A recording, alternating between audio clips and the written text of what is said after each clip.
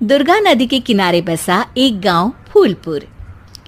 गांव में कुछ 100-150 लोग रहते थे।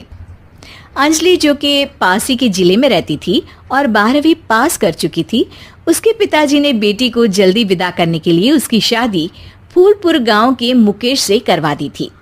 मुकेश कभी स्कूल नहीं गया था और इस कारण वो पढ़ा लिखा नहीं था और बाकी गांव वालों की हालत भी मुकेश जैसी ही थी। मुकेश के घर में उसके माता पिता भी रहते थे। सासू माँ, मैं बाहर मंदिर तक जा रही हूँ, आधे घंटे में आ जाऊंगी। अरे अभी कहीं जाने की जरूरत नहीं है, चुपचाप जाके रसोई में रात के खाने की तैयारी करो। और ये घूंघट क्यों हटा लिया है तुमने? क्या पता नहीं कि इस गांव में औरतें बिना घूंघट के नहीं रहती? रात में अंजलि छत पर जाकर अपनी मम्मी से बात कर रही होती है।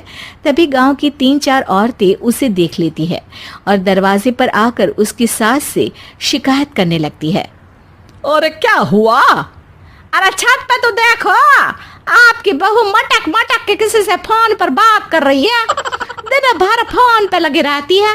अरे कल तो मंदिर के पास वो क्या कहते हैं, सेल्फी ले रही थी। शहर की बहू रखना अच्छा शान की बात है, पर देखना इसके लक्षण से ये तो तुम्हारे परिवार को बदनाम ना कर दे। ये पहली बार नहीं था जब सास से गांव के लोगों ने अंजलि की बुराई या शिकायत नहीं की हो। अब तो ये रोज की बात थी। अंजलि ये सब सुन लेती है। जब वो नीचे जाती है तो मुकेश भी वहां आ जाता है।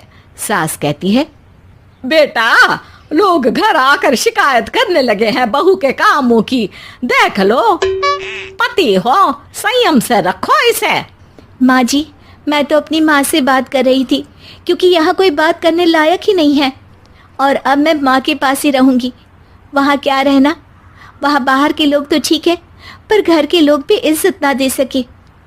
अरे नहीं नहीं अंजलि, ऐसा नहीं है, धीरे धीरे सब ठीक हो जाएगा, तुम फिक्र ना करो। अरे बस कुछ बोलना ही नहीं है, सर पे चढ़ा रखा है बहू को। सास मुकेश की नरम बात सुन के वहां से मुंह चढ़ाकर चली जाती है। मैं तो कहती हूँ हम दोनों शहर चले जाते हैं। मैं पढ़ी लिखी हूँ, मुझे वहाँ नौकरी भी मिल जाएगी और थोड़े दिनों में आप भी वहाँ कुछ काम ढूंढ लेना।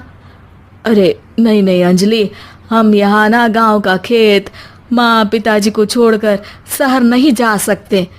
माँ पिताजी को कैसा लगेगा और गांव वाले क्या सोचेंगे? ये कहकर मुकेश सोने चला जाता है और अंजलि की गांव वालों